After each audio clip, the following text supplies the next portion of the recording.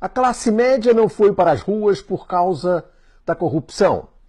A classe média foi para as ruas por causa do ódio que devota ao PT. A classe média foi para as ruas com medo de o filho da empregada tomar o lugar no emprego do filho da madame.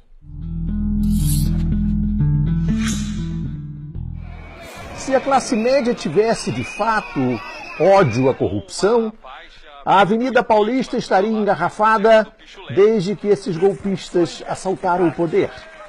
Porque eles continuam a assaltar ao poder, mesmo depois de assumirem o poder. E as panelas da classe média de São Paulo estão em silêncio. Por que a classe média, que desempenha o papel de capataz da Casa Branca, por que a classe média não vai mais para as ruas? Ela tinha ido para as ruas, impulsionada pela Rede Globo.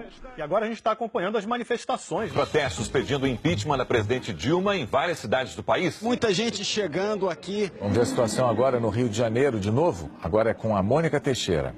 Oi, Bonner. A gente segue aqui acompanhando os manifestantes a favor do impeachment da presidente Dilma Rousseff. E também apoiando o impeachment da presidente Dilma Rousseff. Agora a Rede Globo, a gente sabe por quê, denuncia a roubalheira dos golpistas, e mesmo assim a classe média não bate mais panela, não vai para as ruas. A classe média foi para as ruas porque o Lula e a Dilma fundaram 18 universidades. E o Fernando Henrique Cardoso, em 8 anos de desgoverno, fundou, sabe quantas universidades? Nenhuma. Porque o Lula e a Dilma fundaram 400 escolas técnicas. No governo do Fernando Henrique era proibido fundar escola técnica. No governo do Fernando Henrique havia no Brasil 3 milhões de estudantes universitários. Nos governos Lula e Dilma eram 8 milhões de estudantes universitários.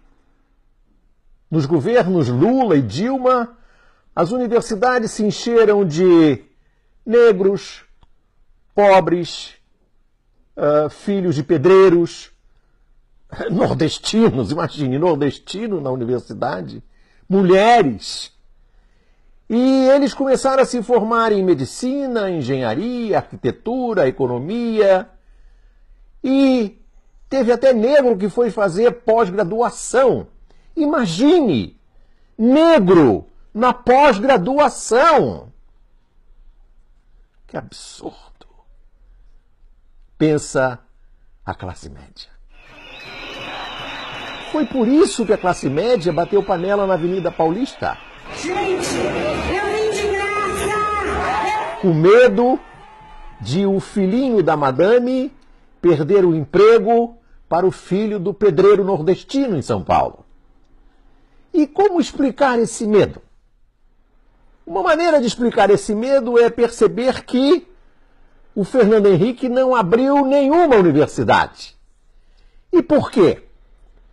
Porque a classe média, capataz da Casa Grande, de que o Fernando Henrique era mordomo de luxo, a classe média queria ter o monopólio do conhecimento. Monopólio do conhecimento significa salário, significa ascensão social, significa romper os grilhões da origem social. Por isso, Fernando Henrique Cardoso não abriu nenhuma universidade para manter a distância dos pobres. Deixar ralé na senzala. Que nós somos, no fundo, uma sociedade escravocrata, porque nunca se criticou enquanto tal. O Brasil não quer saber que foi o país mais Exatamente escravocrata. Essas considerações, amigo navegante, espectador do Conversa Fiada, da TV Afiada, se inspiram nas teses do professor Gessé Souza, que vai lançar, mês que vem, em agosto, o livro A Elite do Atraso, da escravidão à Lava Jato. Uma das teses do professor Gessé de Souza é que os intelectuais da USP, por exemplo, o Sérgio Buarque de Holanda, o Fernando Henrique Cardoso, com a sua teoria da dependência, botaram na cabeça da classe média, e a classe média nada mais é do que o capataz da Casa Grande e o mordomo de luxo da Casa Grande é o Fernando Henrique Cardoso. Esses intelectuais da Universidade de São Paulo botaram na cabeça da classe média que quem rouba é o Estado, quem rouba é o PT, quem rouba é a ralé. E o mercado é santo, incorruptível. É por isso, como o Estado e o PT são os ladrões, não é isso, doutor Moro? Então vamos entregar logo a Petrobras aos franceses, aos chineses, aos americanos, porque nós brasileiros, especialmente os do PT, não sabem administrar isso. Vamos entregar logo a indústria nacional para eles, as minas. Vamos entregar tudo, porque nós somos incapazes. E, na melhor das hipóteses, somos incapazes e ladrões. É por isso que a classe média odeia o povo, porque o povo, teoricamente, é que elegeu aqueles que dirigem a Petrobras ou dirigiram a Petrobras. A classe média odeia o povo como odiava o escravo. Porque, segundo o professor Gessé de Souza, a classe média acha que o escravo, a ralé, são a encarnação do mal, a encarnação da corrupção. E, nesse ponto, o juiz Moro Imparcial de Curitiba é um representante desse sofisticado pensamento. A corrupção do mercado tem que ficar invisível. O mercado é santo. Corruptos são aqueles que usam o mercado em benefício do PT. Corruptos são os petistas que usam o Estado para roubar. Para o PT, para os petistas e para os empresários corruptos que ajudam os petistas. Essa é a lógica que se encarna na Lava Jato. Tudo isso para a classe média preservar o poder. Esse poder que se obtém nas universidades e nas escolas técnicas. Porque nas universidades e nas escolas técnicas, o pobre pode vir a ter poder. Isso é inaceitável. O ódio da classe média, como se percebe, é um ódio seletivo, específico.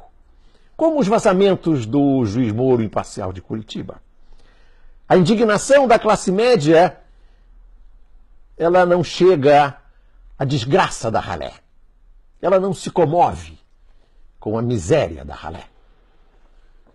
O amigo espectador da TV Afiada, por acaso, viu alguém bater panela em São Paulo quando o morador de rua morre de frio na cidade governada por esse herói dessa classe média, o prefeito de São Paulo? Ele está caído na calçada. Uma pessoa se aproxima.